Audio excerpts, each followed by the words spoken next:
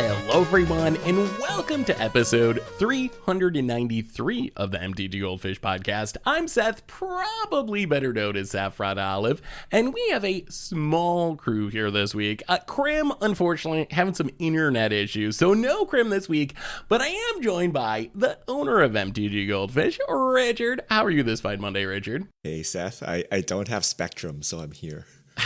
I have Spectrum, but I'm on the other side of the country, so I guess I dodged. But yeah, well, I feel bad for Crim. Crim, for someone who makes his living like streaming and doing content on the internet, he has a rough time with his internet out there. You guys must have the bad Spectrum out west, I guess, because everyone gives me these horror stories, but somehow my experience with Spectrum has like been neutral to maybe even positive, which is so weird because all I hear is like these.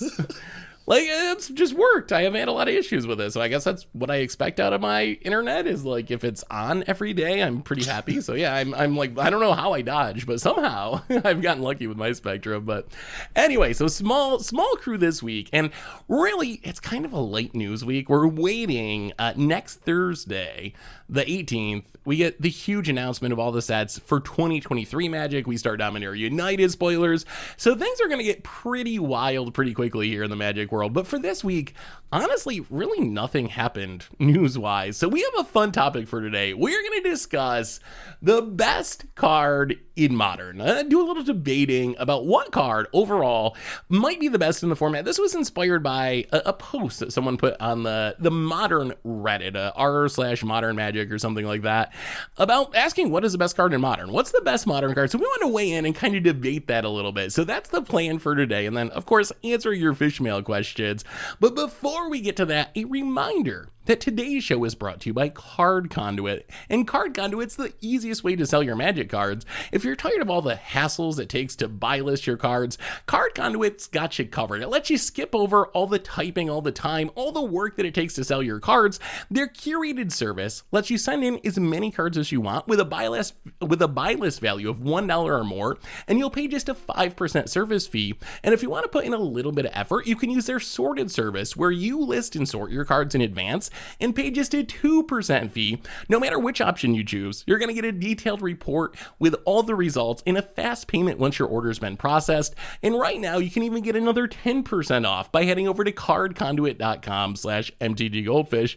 Card Conduit, they're the easiest way to sell your Magic cards. So thank you to Card Conduit for supporting the show. And let's talk some Modern. So Richard, our topic for today, the best Modern card. What is the criteria we're using for this? We were debating this a little bit earlier because Modern's been around a decade now. There's obviously some really busted stuff on the ban list, like Hayek dominated and then was banned, or whatever, Ayavugan from Eldrazi winner.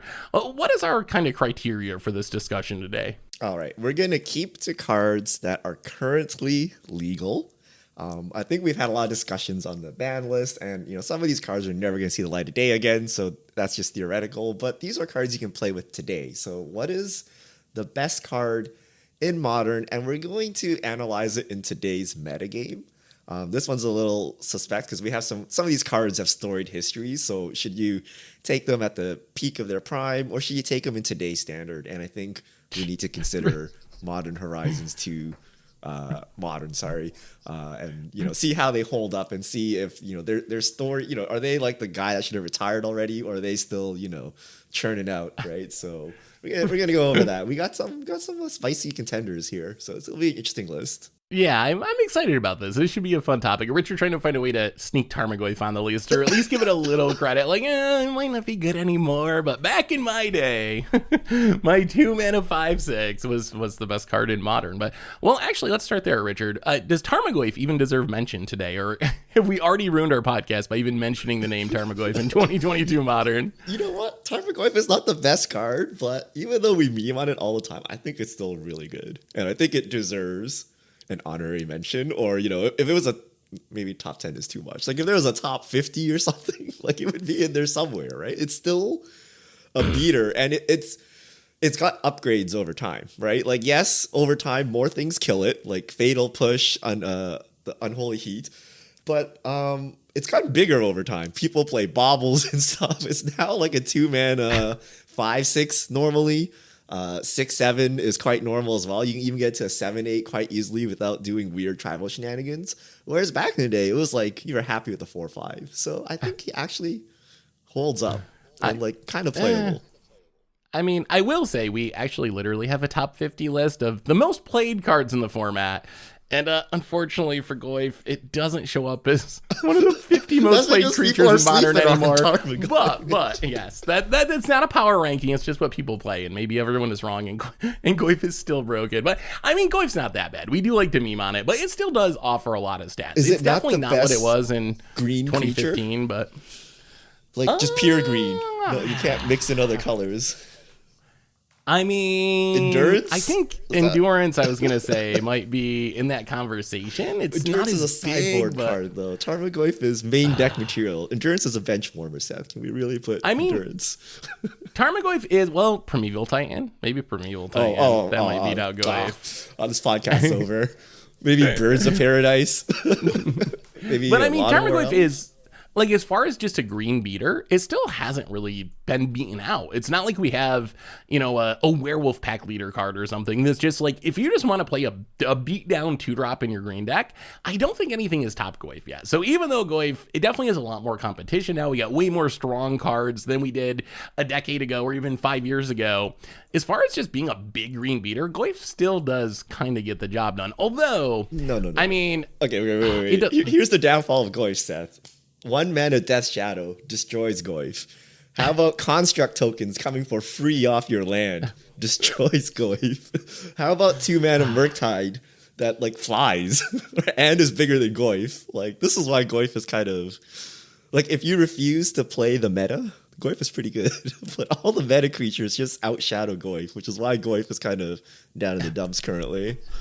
Yeah, it's been a bad few years for Goyf, because first we got all the removal that can kill it easily, fatal pushes and unholy heats, and then we just got all these like super push creatures, which you're right, like the constructs I make with my Urza Saga are often just bigger than a Goyf, and it's coming on land, and I get 2 of them, and I get to tutor something else afterwards, or my Murktide Regent is just bigger than a Goyf, and it flies, and it grows throughout the game, like, so it does kind of just not stand up to as much as it could or did in the past. I don't know. Maybe they'll find a way to improve Goyf someday. Like, maybe we get Super Goyf and Goyf will be back. But for now, I'm pretty confident, I guess, in saying that Goyf is not the best card in Modern. But what could be the best card, Richard? Well, give me a pick. What's a pick that you have for possible best card in current Modern? All right. I think this is the right answer, and it's one that most people don't initially think of, but it's got to be Fetchlands, right? It's the glue that holds Modern together. And not only does it give you perfect mana, essentially perfect mana, but it powers all of the most powerful strategies, which is like Delve, like graveyard strategies, Delirium, things like that. So there's a lot of stuff. And if you just look at, say, Arena and Tarmogoyf, where there's no fetch lands, like Tarmogoyf is so sad over there because there's no fetch land to power up Tarmogoyf, right? There's no fetch land to power up your Delve spells. So is it fetch lands? So I would definitely give Fetchlands most important cards in Modern. You are 100% right. They hold the format together. If Fetchlands didn't exist, Modern would look a ton different. Like, the decks that you see now, I don't think would be decks. You wouldn't see the 5-color money piles. You wouldn't see 4-color living ends. Like, the format would look, you wouldn't see Death Shadow in its current form. Like, a lot of decks would not be what they are today if Fetchlands didn't exist. Does that make them the best, though? Like, couldn't you use that same argument for other land cycles, basic lands, shock lands? Like, I don't play just basics. Because you need to play them a lot, does that actually make them the best? And I'm not 100% sure. Like, I don't know. Wrenn and Six is just $60 of garbage without a fetch land, right? Like, it powers so much. Like, Omnath. Like, all these cards that we're going to have on our list are, like, useless without fetch lands, right? Like, I guess you could somehow trigger Omnath with an Explorer, but you're really just fetching, right? And you get so much value out of it. The extra landfall trigger. I mean, looking at some of the heavily played cards, you are right. It is growing your Tarmogoyf. It is filling your graveyard for Murktide Regent. It is growing your Death Shadows. It is fixing your mana, obviously. It's shuffling for your Jace effects or other synergies like that. So Fetchlands, they're in the running. I will give them that. They're certainly very important to the format. The format would look way different without them, and they are very good, but I don't know if I'm willing to say they're literally the best card in Modern, especially, we just got Modern Horizons 2 not that long ago. Like, if we want to talk about best cards, I think we got to go right to a cycle. Like, right now in Modern, the cycle of Evoke elementals are kind of dominating the format. If you look at just the most played creatures, Endurance number 1, Fury number 2, Subtlety, one of the forgotten Evoke elementals that no one really played, up to number 4, a late riser, and then Solitude number 7, Grief not currently on our list of most played, although I expect it's 26 for Grief. So this is a cycle all from one set that is currently making up almost half of the top 10 creatures in the format. So what do you think about the Evoke elementals? I would argue, yeah, fetchlands are great. They fix my mana, they let me cast stuff, but they don't literally win me the game. Like, if my deck was all fetchlands and no creatures, I'm probably not going to win. But if my deck didn't have fetchlands, but was still casting endurances, Furies, and subtleties and solitudes, I'm probably going to win a decent amount of games, even with the poor mana base. So what about these Evoke elementals? Could they be the best card, or one of them be the best card in Modern? Maybe? How about, okay, if you just push out entire archetypes out of Modern, can you be considered the best card? Like, Fury just absolutely destroys any go wide, tribal, like anything, right? Like, it's not even like card disadvantage by evoking. You just like evoke, spend 2 cards, kill like 4 1/1s, and like your opponent's in shambles, right? So yeah, they're very powerful. They are the linchpin of a lot of decks, especially something like Endurance, which is like a sideboard card, and you need graveyard hate. But yeah, I mean, we've seen entire archetypes essentially be born because of these cards. Like, there's a lot of decks that's just like, play as many of these as possible. I'd even argue that like the money pile decks that are so popular with Yorion, sure, they got a lot of just like strong cards, and you got Teferis and Wrens and fetchlands, but when it comes down to it, like, that's an excuse just to jam a bunch of Furies and Solitudes and Endurances. We've seen Boros decks that are essentially exclusively built around the power of Fury and Solitude for removal. We've seen Cascade elemental decks with Glimpse of Tomorrow to put a bunch of them into play. We've seen straight up elemental decks. Whether or not they're literally number 1 on the list, I don't know, but I feel like coming from a busted set like Modern Horizons 2, these cards have had a huge impact on the format, to the point where at this point, I think maybe they're even ahead of some of the other cards from that set that were busted, like Ragavan, for example. What about Ragavan? Like, is that the best card in the format? It's a 1-drop that can literally win the game by itself. If that goes unchecked, it wins you the game. It snowballs and generates card advantage and generates mana. What more could you want? Is that just like the best card? I could see an argument for that. Of course, that's depending on your opponent not killing it, and it is just a 2/1. But if it sticks around, that probably is the strongest card in Modern, especially compared to its mana value, I would say. So I think Ragavan might win for most salt-inducing card. Actually, maybe there's other cards that are salty, but it's pretty salty where your opponent is just like Ragavan. They're on the play. You don't have removal on the spot, and then you're dead because now they're playing a Delver game, essentially, right? Where they're playing a tempo game where they counter everything you do. They're getting card advantage and mana. But having said that, I actually don't think it's actually on this list here. It's just salty and like very annoying, especially in that Is It shell, but it dies to like everything, and it's a 2/1, right? Like, if you have any creature, it gets stopped. So that's true. Yes, it snowballs out of control, but it's also very easy to deal with. Whereas like it's kind of hard to deal with Evoke elementals. Like, you got to counter them, or like they have much more impact on the game, I think. So yeah, and then like, what are the Ragavan decks in the format? Just Murktide, right? Murktide is the big one. Yeah, I mean, it shows up in other shells, Death Shadow shells. There's a Rakdos mid-range deck that's all just like all the Modern Horizons 2 good stuff, Voidwalkers and Griefs and Furies. But really, I guess it's just the best at being a 1-drop. And you are very right that I feel like Ragavan, in some ways, people have learned how to play against it. I think it was worse a year ago when Modern Horizons 2 first came out. It would probably be higher on my list, but I feel like it's been around long enough now that it's just changing the way that people build their decks. You have to have an answer. People know now. It's been a year of people losing to Ragavan that people know you got to be able to block it. You got to be able to kill it, or else it is going to snowball into a win pretty much by itself. So I think it's had a huge impact on the format and what cards you need to play in your decks to have a chance to be competitive. But at this point, I think the meta is maybe adjusted enough where you're right that it's not the best card, but it can definitely be one of the saltiest cards, because it's certainly obnoxious to not have the answer and just lose to a 1-drop. Is one of just like the worst feelings. Modern is so creature heavy nowadays. It's so fair, even though half the stuff feels unfair. It's actually fair, right? It's just creatures and they're like attacking and doing stuff. Everyone packs removal, so everyone is ready for Ragavan, even like indirectly. But I actually might argue that Ragavan's not even the best 1 red drop, Seth. What about Dragon Rage Channeler? Oh, Dragon Rage Channeler is certainly on the list. It certainly deserves to be mentioned in the same breath as Ragavan. I think I probably lose to it more than Ragavan now, which is kind of scary. That might be partly because of the shells that it's in are really strong. Sometimes it shows up alongside Ragavan, but it does so much. We were just talking about Tarmogoyf at the beginning of the cast and how filling the graveyard has gotten a little bit easier, and that's one thing that's improved Goyf, even if other forces are working against it. Dragon Rage Channeler's ability to just lightning speed fill the graveyard is so impactful for the decks that want to be playing this. It's improving your draws. It's making sure you're running solid action. You ever play against those Izzet decks and you feel like they always are top decking the best thing? That's because they're getting to surveil repeatedly with their Dragon Rage Channeler. So of course they're drawing their best thing. That's the power of having Dragon Rage Channeler.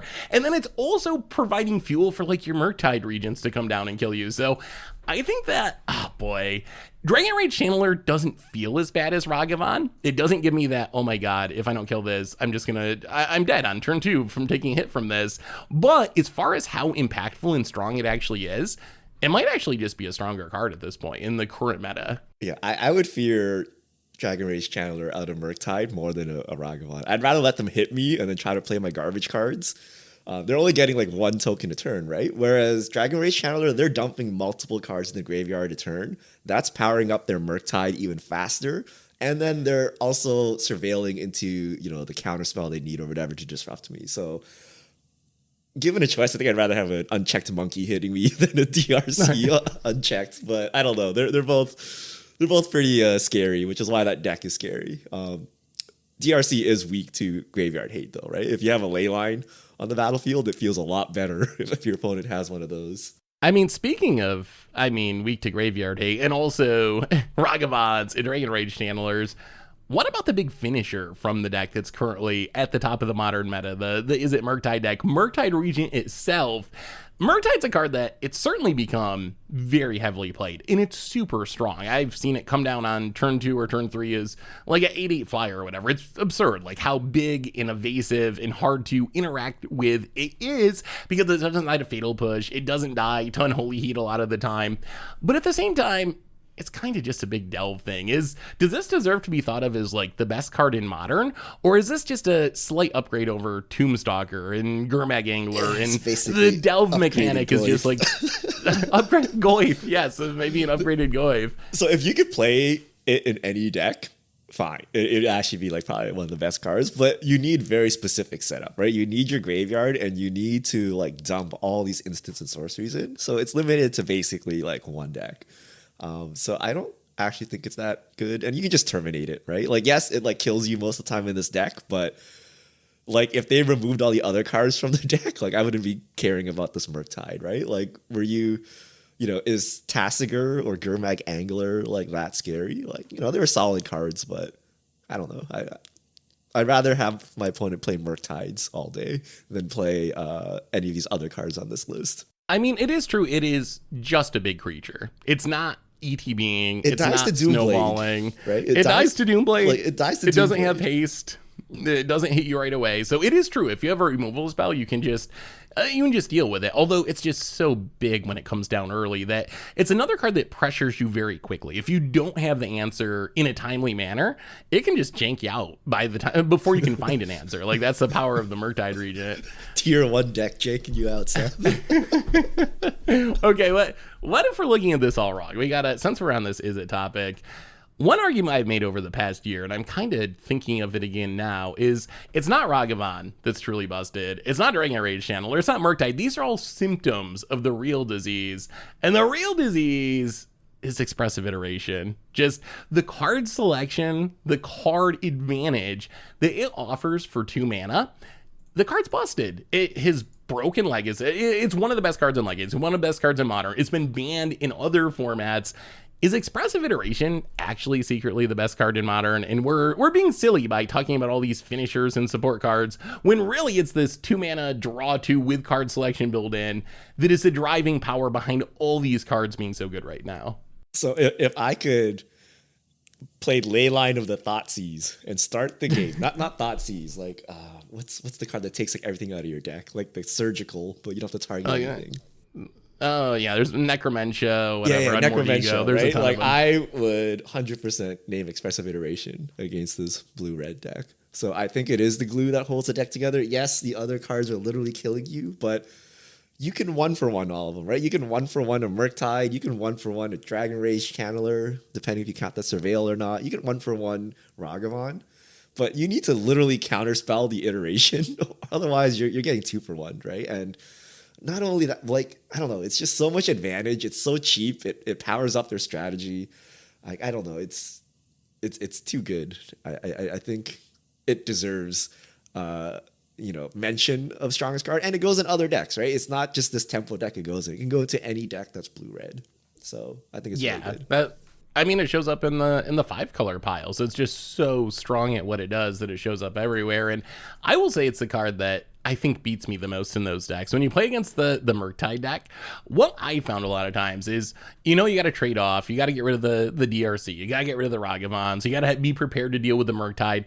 And your deck, if built properly, can do that. You kill their thing, the Ragavan's down, you didn't take a hit, you dodge the Murktide, and you're feeling pretty good. And like, okay, like, opponent's, about out of cards. I've got through this initial rush of all the broken things.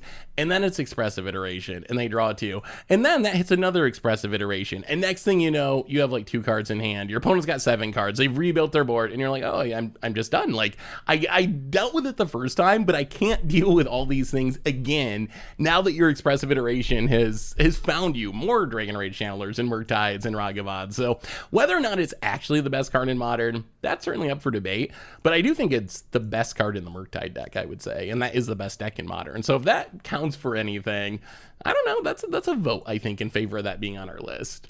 So another question, Richard.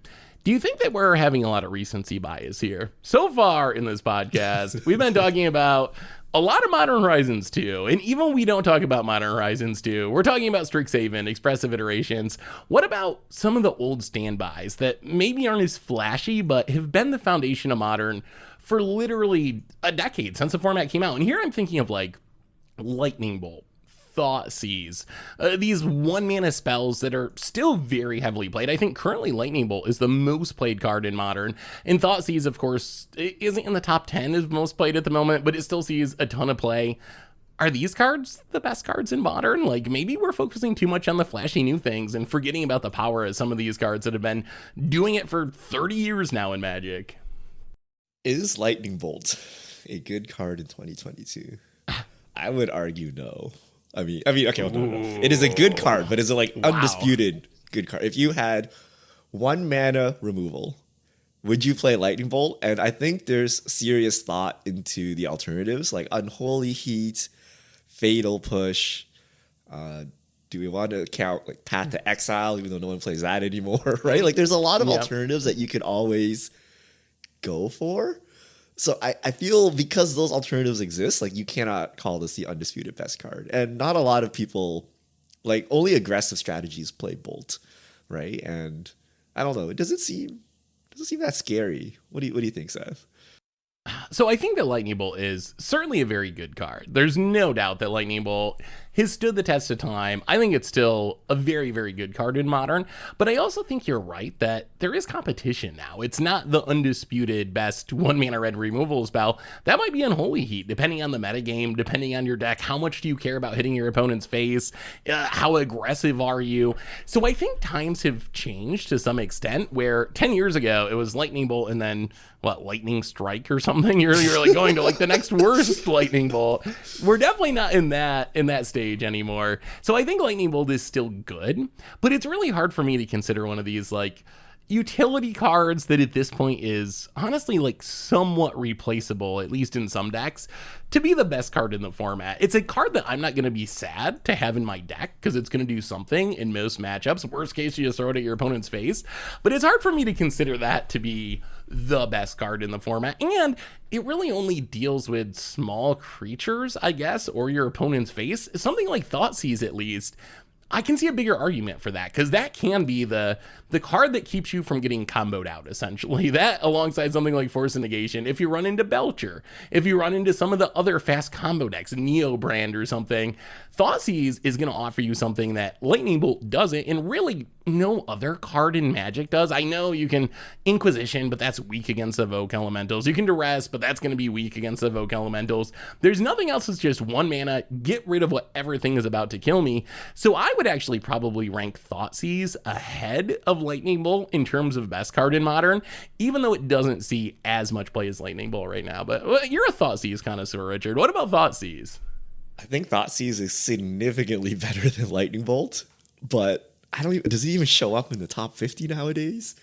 It's like 23, so it's down there, but it does show up a bit. It's a bit of a boomer card in that it doesn't do what it used to. Like, the problem nowadays is when you Thoughtseize someone, every card in their hand is good, and you can't just take the best one and then leave them with like the garbage and then you win, right? Like, they're all good. They're all 2-for-1ing you off the top.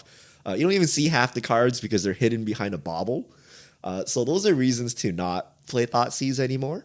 But Thoughtseize enables decks that are not blue to fight against combo decks, right? To have an undisputed answer to something you cannot remove, right? If you're playing mono black, you can try to Thoughtseize the Blood Moon out. I guess you're playing mono black, you don't care about Blood Moon. But if there's an Ensnaring Bridge, or there's something that you do not have removal for, your Thoughtseize is your get out of jail card, right? So I think it's still a good card, but I think it's significantly worse than it was a couple of years ago, because there's just no good Thoughtseize targets. Everything kills you and everything's a 2-for-1 now, right? You're just trying to disrupt their plan as best you can, but it's not as disruptable as it was a couple of years ago. Yeah, I think that is true. It's not as easy to disrupt, and it's much harder to run people out of cards. We've talked about this in multiple formats, but there's so much virtual card advantage or literal card advantage is tacked on to threats these days. Ragavan's an example of this, but you also have Okos and all these cards that in some way or another, or you had Uro in the past, that are generating card advantage that I think makes Thoughtseize a little bit less effective as a value card. In the past, just getting your opponent's best card when everyone's 1-for-1ing each other, that's pretty good. But today, if you're not snagging that combo piece or that thing that's literally going to kill you, and you're just getting a random card, it's kind of like you're getting half of a card almost, because your opponent's going to have ways to refill their hand anyway. So just running your opponent out of action is not a super legitimate plan anymore for most decks, which I think hurts Thoughtseize a little bit there as well. Also, mana costs are so low. The tempo loss you get for Thoughtseizing someone is a lot more significant. Back in the day when you could play 4-drops, it felt pretty good to Thoughtseize someone. But now you're only Thoughtseizing a 1 or 2 mana spell, and on top of that, you spent a mana, right? Which is significant, right? 1 mana could be a Death Shadow or something today, right? It's a game ender, right? So spending that mana actually matters, and then you're not actually getting much done with it too. So yeah. Speaking of Death Shadow, I mean, is that even in the conversation? It is the biggest thing compared to its mana cost, although it obviously has pretty specific requirements, and it's hard for me to rank those cards super high, almost like you mentioned with Murktide Regent. Like Murktide, if it did its thing and it did it in any deck and you didn't have to build around it, it would probably be the best creature in Modern, but because you have to put a lot of effort in cards into supporting it to make it good, it's hard to consider it the best card overall. Death Shadow's kind of the same way. Like in the Death Shadow deck, it's a 1 mana whatever, 12/12 or something absurd. Like, it's so big so quickly, but you can't just really jam it in any deck because it has these very specific requirements. How do you rank something like Death Shadow when you're talking about the best cards in Modern? I don't think it's even played anymore, right? like, if you wanted to play Grixis Death Shadow, you should just play Blue-Red Murktide. I think that's the consensus. It does like the same thing but better. So I think because it's like kind of rotated out of the metagame, you can't consider it one of the best cards, right? I mean, it does. There is still a Grixis Death Shadow deck that sees play, but that deck is also like Death Shadow, Dragon Rage Channeler, Ragavan, Ledger Shredder. Like, it's a list of new cards that are very, very strong, and maybe there's an argument that Death Shadow is like the worst card in that deck. Like, it's kind of like, whatever. Like, I got a couple more slots, might as well. Like, you could do all the same things without reducing your life to like one lightning bolt away from death, right? So. Yeah. Like, yeah, there is a doubt. I think it's like the fairest card, right? Like, if you run up against a burn player, I'm pretty sure you're just dead, right? Like, so I think it actually has counterplay. It is kind of fair. But I mean, okay, it's gotten power crept with what's that 2-mana spell where it just becomes a 13/13 that cycles. Oh, Dress Down. Dress Down. Yeah. Like, it's gotten some tricks up its sleeve, right? Or it also got like Ranger Captain of Eos, things like that more recently, right? So it's gotten upgrades over time. So it's still hanging in there, but I consider it like Goyf. It's like it does stuff, right? But there's probably a better thing to do, the thing it's trying to do currently, but it still can get it done. Speaking of Dress Down, I don't think that's top best card in Modern currently, but that card is among the 10 most played cards in the format, and that card gets me a lot. Like, because it ETB draws, it's really easy to play in any deck, and along with comboing with your Death Shadow, you can do some pretty sweet shenanigans with that card, getting your opponent fizzling their ETBs or whatever. So I don't think it's the best card, but it is a card that is way more notable than I expected when I saw it. I thought it was kind of just a throwaway card, but it's actually just like kind of moving in towards like staple status. What do people do with it? I see it everywhere, but I don't know. Like, I see it used aggressively in Death Shadow, but like, what do you do with it defensively? Like, you try to blank and evoke elemental, but then they get the elemental. Like, what do you? Yeah, I mean, basically, you fizzle your Omnath CTB trigger. Does it kill card tokens? It does, right?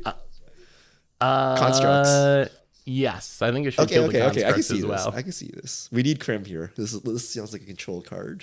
It kills all the constructs at once. Okay, I get behind this. Speaking of constructs, I mean, there is a Modern Horizons 2 staple we haven't talked about, which is Urza Saga. Urza Saga is a card. If Crim was here, I'm sure he would be clamoring for being very high on our list today. I think there's actually a legit argument that this might be one of the best cards in the format. Yes, there is some amount of a requirement.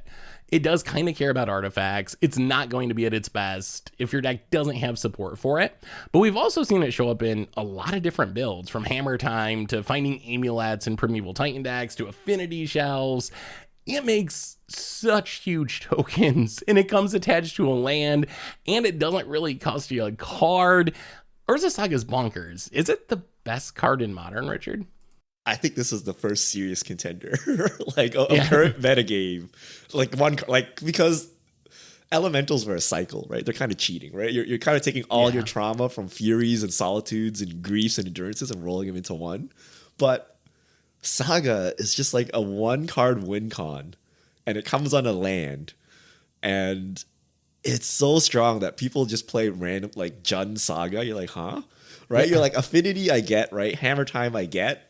But like Amulet Titan, right? Like, they're going down to land, but they don't care, right? They're like, I'll still take it, right? Like chump blockers, like a free amulet, multiple amulets. I think it is one of the linchpins of current Modern. So I think it deserves, like, it's got to be top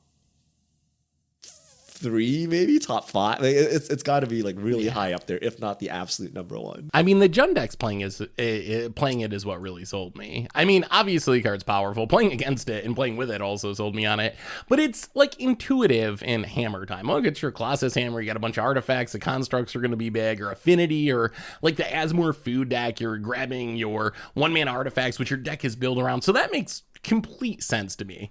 But when you see Jund playing it with like no artifacts and actually adding random like Necrogen spell bombs to their deck, like cards that no one would ever play just so you can snag them with your Urza Saga, that's what really puts it over the top for me. So I think I would definitely vote for this to be in the top 3 for Lee's. I think maybe there's a conversation for number 1, but really this stands out. And the opportunity cost of it being a land is just, it's so low. It's colorless. You can put it in any deck if you want to, which is something that isn't true about most of these other cards. We've been talking about Murktide. You need a specific deck. Even the Evoke Elementals, you gotta have specific colors of cards. You can't play Endurance in your mono white deck or something. It's just not gonna work.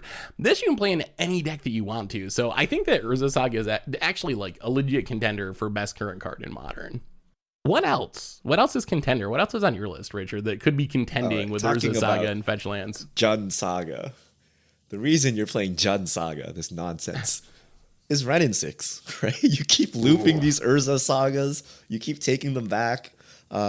You fix your mana. We're talking about Fetchlands fixing your mana. Wrenn and Six fixes your mana. I would probably say it's probably the most important card in that Omnath deck, right? The money pile decks that actually get your mana working. And it's somehow gotten better because now you can like loop the Seijus and stuff for fun with Wrenn and Six, right? So I think Wrenn and Six deserves a spot here, and it like destroys any X1s, right? There's a reason why people don't play X1s anymore, and being a 1/2 on utility creature is very important because you can survive the Wrenn and Six.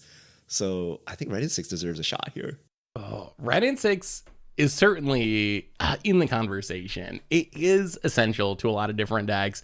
It shows up in everything from 2-color up to the 5-color piles. It's very, very strong. Its ultimate, while not being super obvious, is actually something that can win the game. And it is something that happens on occasions. There's a lot of X1s that need to be sniped, so it's relevant in a lot of matchups that way. Worst case, it's getting back lands that draw cards. It's getting back fetch lands to make sure you don't land drop every turn, which kind of turns it into a weird ramp spell in a roundabout way. However, if I'm going to go with a Planeswalker, it might just be Teferi Time Raveler. I feel like when it comes to winning and losing games, Wrenn, it beats you, but it beats you very subtly. When it comes to Teferi, that's the card that just like comes down, bounces your thing, and then lets your opponent combo off and says, no, you can't interact with this. Or it locks all the counter spells out of your hand, so your opponent can cast whatever they want to, and you can't interact with them. I think that Teferi in the world of Planeswalkers might just actually be even stronger than Wrenn in current Modern. But what do you think, Richard? Which of those would you go with if you could only go with one? I don't think Teferi's that good. I mean, so Teferi does a very important thing, which is destroys all Cascade decks in Modern, right? Yeah. So when you play Omnath Pile, you're kind of super weak to combo decks, and your Planeswalker, your value Planeswalker, shutting down entire archetypes is very handy. But if you're like, if I'm playing a counterspell deck, then yes, 3 Fairy is like horrendous. But if I'm just playing any other deck, it's just like 3 mana bounce, like 2 for 1. It's not that bad. It is a little annoying. They can prismatic ending you like at instant speed now, or like they can try to Thoughtseize, but no one plays those colors, like at instant speed on your draw step. So I think 3 Fairy is strong, but like I don't even think it's the strongest card in that deck. Like I think there are like several other cards I would be trying to Thoughtseize out of money pile hands before I would even start thinking about 3 Fairy. I think it probably depends a little bit on what you're playing. If you're Junding him out or something, that's true. But if you're trying to play instant speed or trying to cascade or use certain combos that you need to protect, then Teferi becomes a pretty big issue. But yeah, maybe Wrenn is better just overall, I guess. I don't know. That's definitely a tough one. Ooh. All right, here's one for you, Richard. I think so far, every card we've talked about, you actually got to draw it, which is a drawback in 2022. You actually have 60 cards in your deck, and you gotta find that card. Your Wrenn and Six or your Teferi does nothing if it's sitting in the bottom half of your deck and you never find it. What about Yorion Sky Nomad? I know Yorion, it's just a 4 or 5. It just blinks stuff.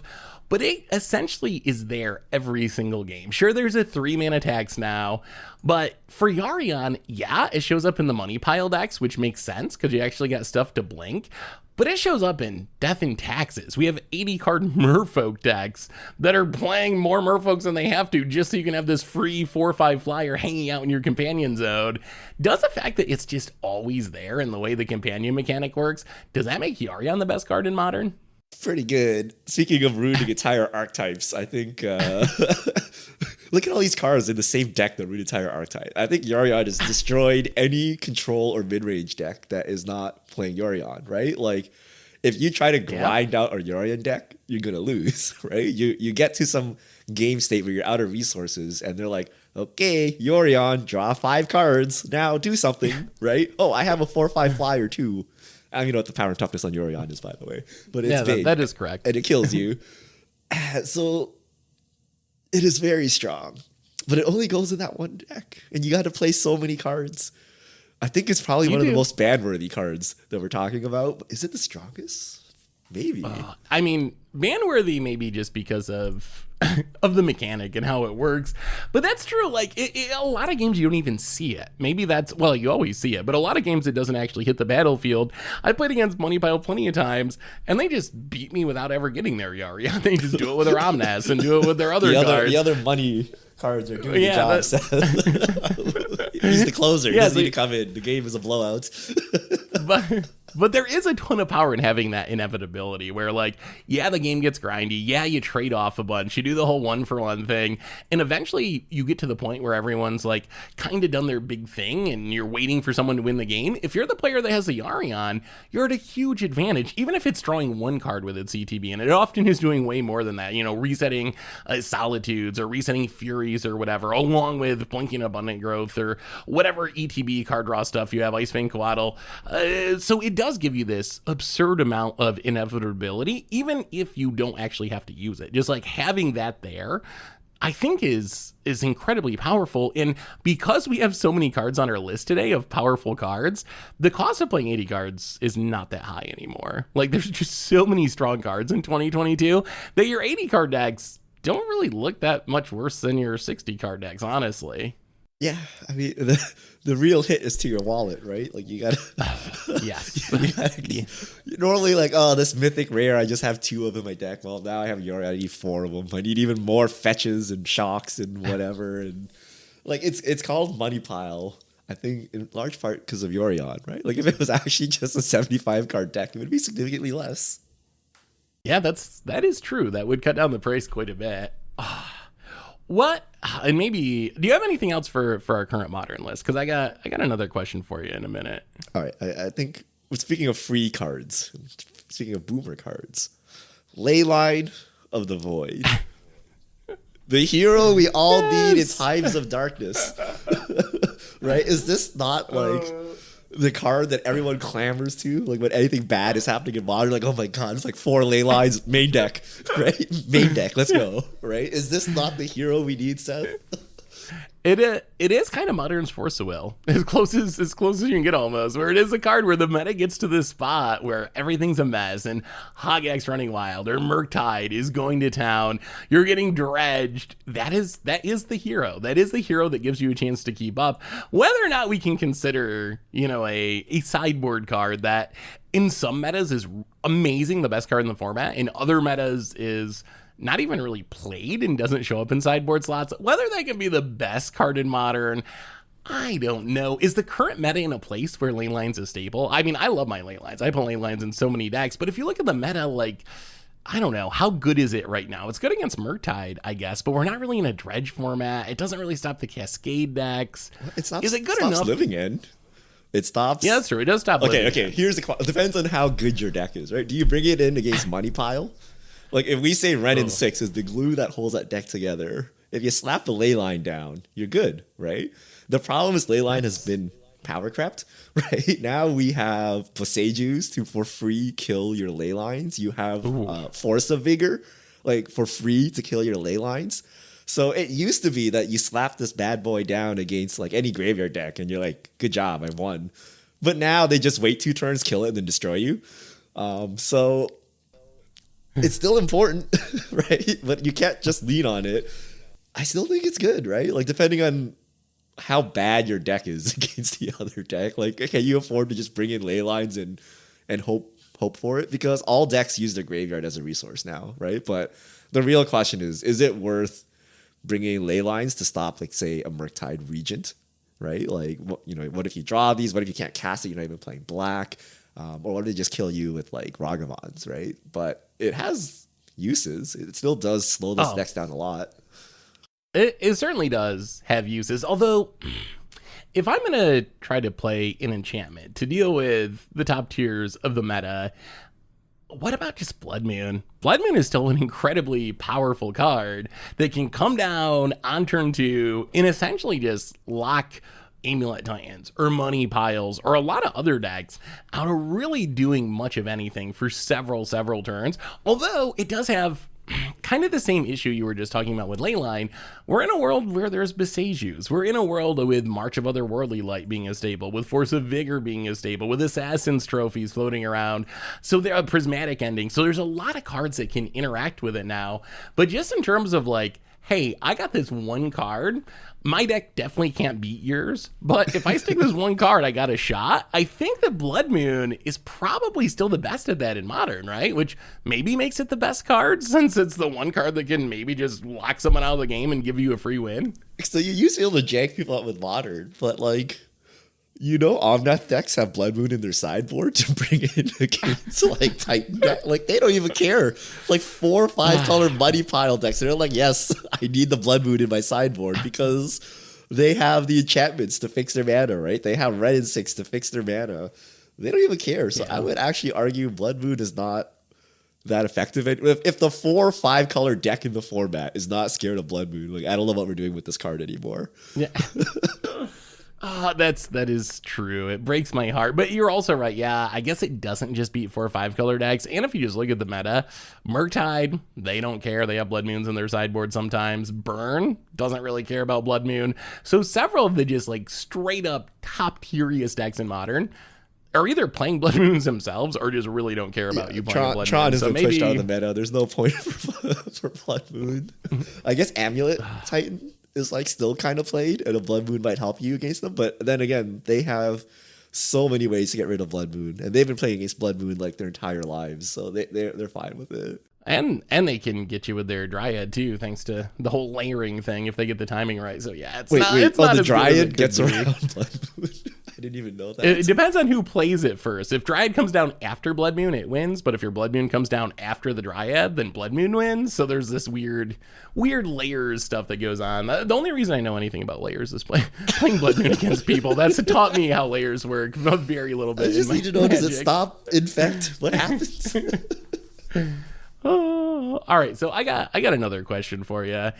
We've talked about a lot of really powerful cards today. I don't know. Do we ever come up with a number one card? What's our actual pick for best card in current Modern?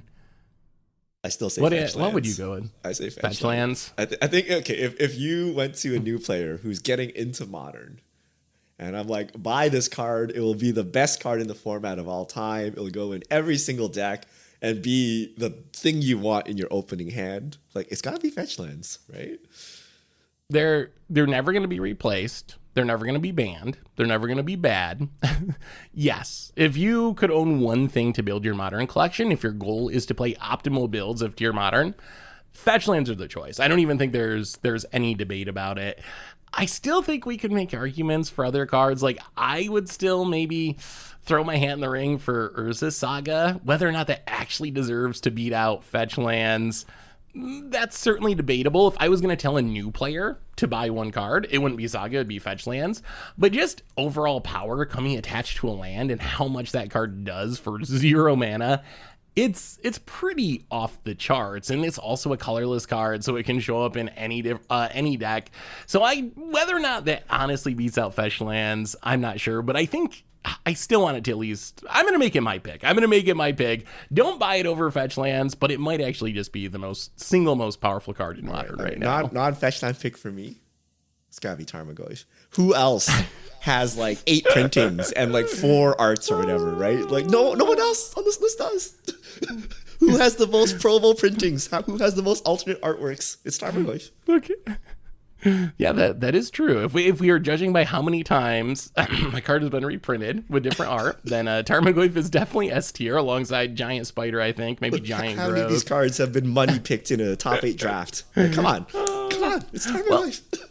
I'm actually glad you brought this up because my question for you, now that we've talked about current modern, how do you think this current crop of modern cards stands up against the literal most broken cards in the history of the format? So we only got a few minutes left in the cast. We can't go super deep on this, but when you consider the most broken best cards in the history of modern, then you start tossing in Hagax that just broke the format, maybe Evoke from Eldrazi Winter era, you got Splinter Twins, you got Birthing Pods. What do you think? Like, do these current cards, are they the best even if you throw in these older cards, or are they just the best right now in the flavor of the year because of Modern Horizons 2?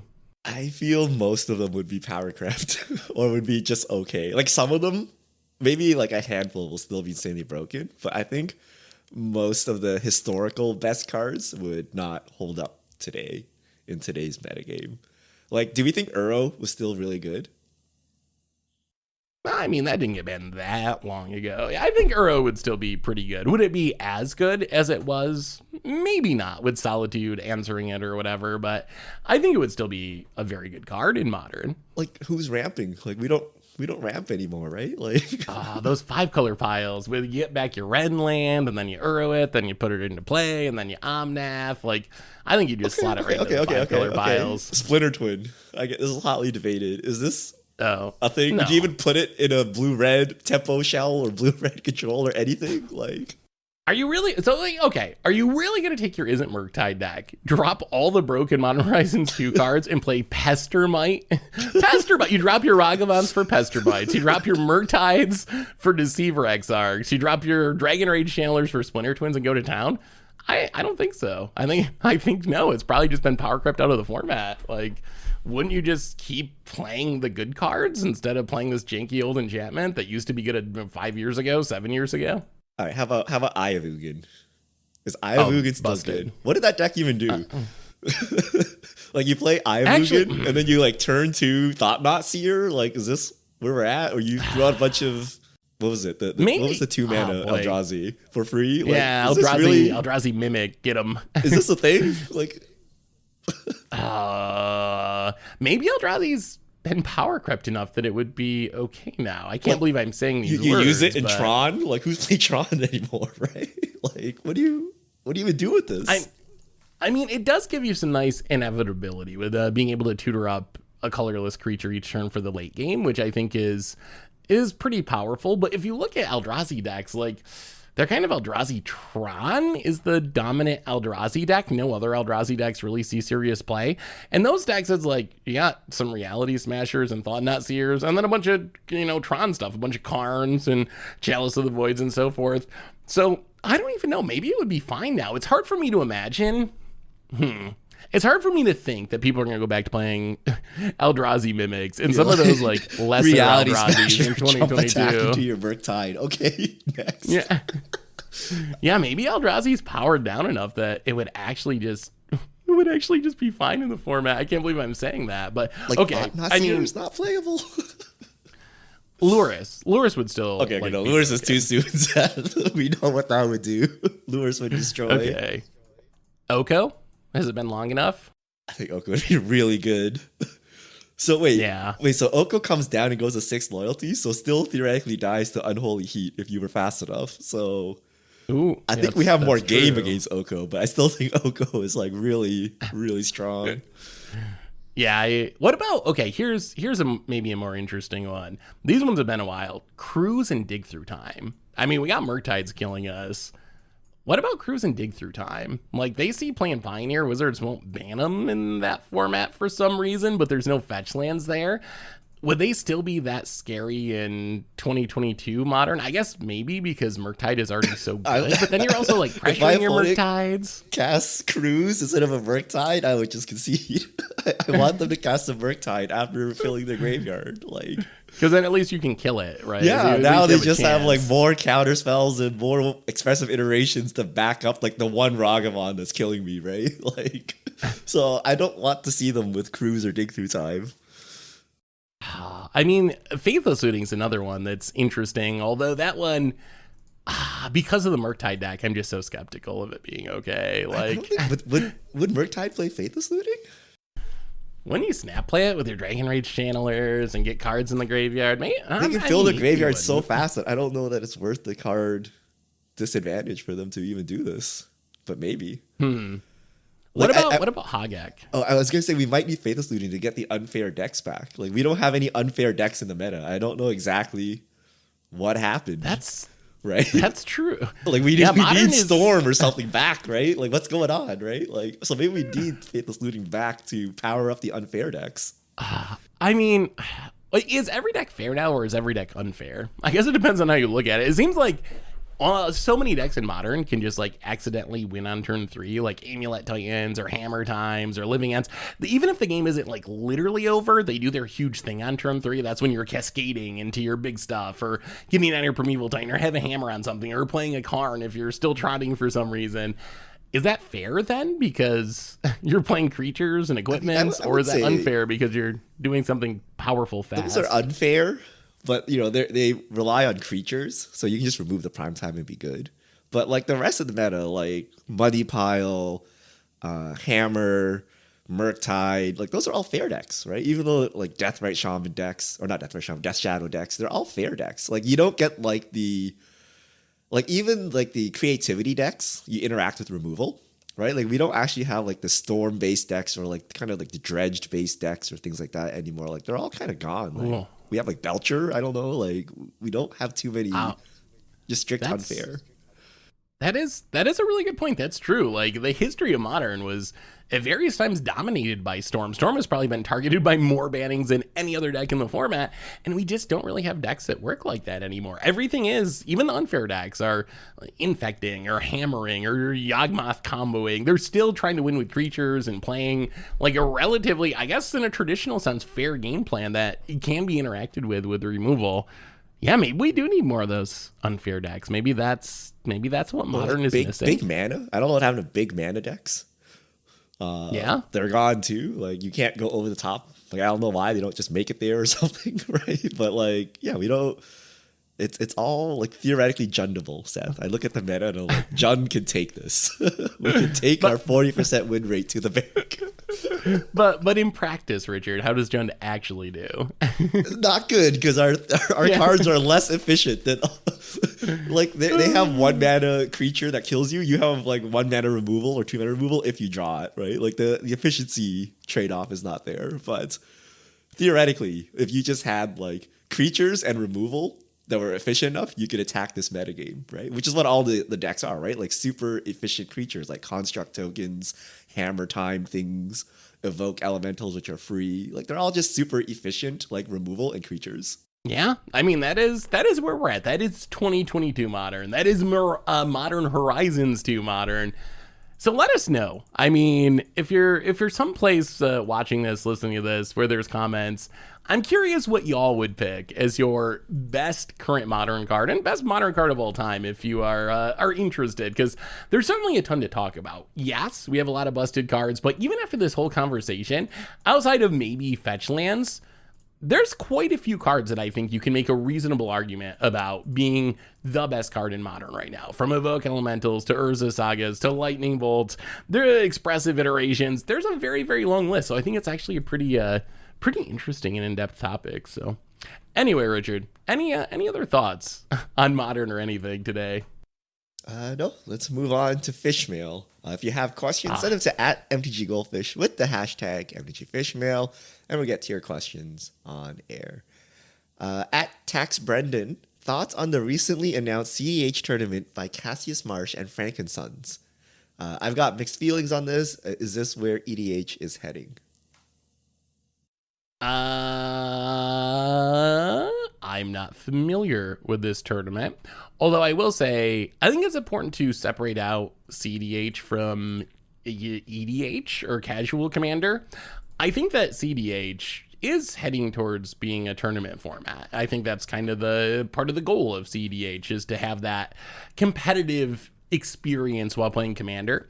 But I wouldn't say that this is where Commander as a whole is heading. I still think that even though CDH is growing, it seems like, and that's awesome, still the way that most people play Commander, and I expect this to be true pretty much forever, is super casually on their kitchen table with their friends at LGS, at a command fest. That's how most people are playing Commander. So I wouldn't be worried that casual Commander is, being taken over by CDH or anything like that. If anything, I think it's cool that there's CDH tournaments. Tournament Commander isn't my thing, but if I was going to play a Commander tournament, I definitely would want it to be CDH, because I think that casual Commander tournaments are really not great experiences. That's not what casual Commander is about. Yeah, I mean, I think people who want to play CDH, they have a tournament to play in, right? So I think that's really good. But I don't think that means this replaces like all regular EDH gameplay or anything, right? I don't think your play group's going to disband and go play CDH just because there's a tournament going on, right? So I think it's just a product for someone else. The perfect Watsy, right? Like it's just for CDH players. I wouldn't read too much into it about like what it means for normal EDH, right? Yeah. B Ganger 3. Would a 2-mana rock that costs 2 colored mana, adds 2 colored mana, and ETB's tapped good for modern? So green-white casting, and then you tap it, adds green-white. Is this playable? What do we do with this? I mean, I think it would probably be fine, actually. It would probably be very strong in Commander. I think that's actually the first thing I thought of, is maybe it's too strong for Commander. But as far as Modern, I don't know. It still gets Prismatic Ending. It still gets got by, March of Otherworldly Light. There's a ton of things that can answer it. I think it'd be fine for Modern. I don't even know, like, who would play maybe an artifact deck if you really care about artifact synergies, but it's got to be a ramp deck, right? Like, why would an artifact deck try to ramp 2 mana? They're like, Affinity plays everything for free. Hammer Time, their max casting cost is like 1 mana or something, right? Like, what would you do with this? I think it's got to be like Amulet Titan or something, like, someone trying to get to 6 mana to do something, right? But I don't know what that would be. Yeah, maybe Tronless Tron or something like that. Some sort of weird ramp deck could take advantage of it. I feel like a Titan deck would probably just stick with the land ramp. They care so much about lands. Yeah. All right. Last question. Silver Alex K. Regarding Universes Beyond, specifically Lords of the Rings, how different it feels losing to an active Gandalf the White would it be than against Teferi, Hero, Dominaria? In a tournament setting, of course. Is it any more or less salty that you're losing to Gandalf than Teferi? Is there a difference? I mean, no, for me, not really. But I could see how for some people, like the whole breaking your immersion thing or whatever. Although honestly, like Lord of the Rings, I feel like is Magic adjacent enough that it's gonna be not a huge issue. If it was Fortnite that was like the top tier card in Modern or something, I think people would be a lot saltier about it. But I think Lord of the Rings is fantasy enough that it'll be fine and won't actually make a big deal. Although I am like a little concerned just about the power level of that set. I feel like the more I think about it, that's, I think, the Modern Horizons slot. Like, I think maybe Lord of the Rings is Modern Horizons 3. And I'm not worried about it being Gandalf that beats me. I'm just worried about how are you going to top Ragavan? How are you going to top Murktide Regent? Like, I don't care what name is on there, what IP is on there, but we might see some really strong cards in the set if that really is, Modern Horizons 3 essentially just reskinned as Lord of the Rings. It's just more memeable, right? Today we have a monkey killing us. Tomorrow it'll be Gandalf, and we can make so many Gandalf memes and complain, right? So, yeah, I don't think it's a big deal. I will say, though, that the D&D set is finally paying dividends. I was watching Stranger Things, and I'm like, Vecna. Oh, yes, I recognize that name. I'm like, yes. I'm not in the total dark. Yes. I think that was Wizard's goal, to improve your Stranger Things experience. It did nothing to improve my Magic experience, but now I can watch season 4 of Stranger Things. Yes. Anyway, how should people let us know about future Fishmail, Richard? All right, if you have future questions, send them to @MTGGoldfish with the hashtag MTGFishmail. and we'll get to your questions on air. And I believe that brings us to the end of episode 393 of the MTG Goldfish podcast. So, Richard, thanks for hanging out. Thanks to everyone for listening. Let us know in the comments what modern card you think is the best of all time and currently. Thanks to Card Conduit for supporting the show. And we will be back next week to talk about whatever goes on in the world of Magic. So until then, have a spectacular week, everyone. And this is a crew signing out.